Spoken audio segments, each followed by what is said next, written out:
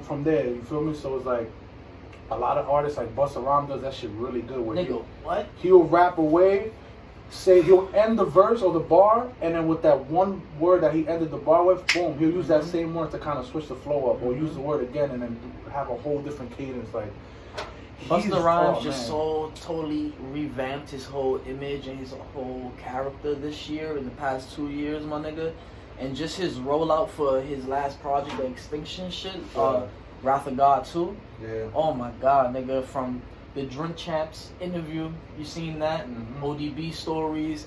He did 85 South show where he went in depth with like New York stories from like his mom had to sign his contract when he was like 16 because he was underage and he still had to finish high school and shit.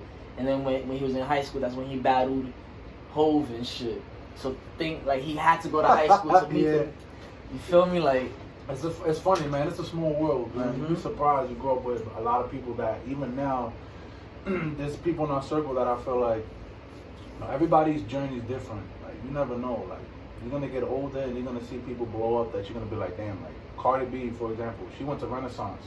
She went to, like, he's at 12, he went to Lehman. Right. So it's like it's really a small world, and it's really about the connections you make too along the way. So it's always good to show your passion too, and have him get used to doing that out there in the open. So he just gets comfortable with it. But I'm sure that shit will come naturally, especially when he's in the studio. You bring people with you, and then once you get comfortable around groups of friends, then groups of strangers ain't gonna be nothing.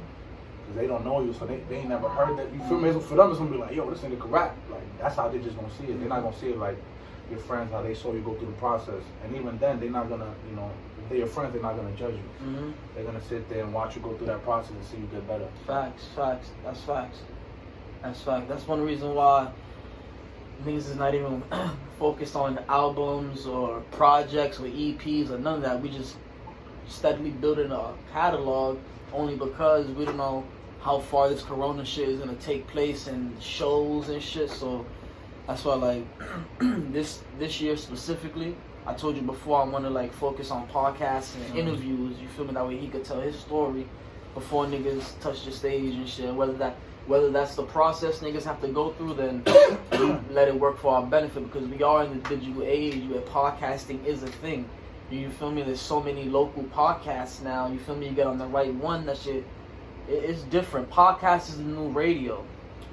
Yeah, bro, and it's really all about finding your audience too. A lot of people get fucking lost in that mix where it's just like, you don't have to be mainstream to be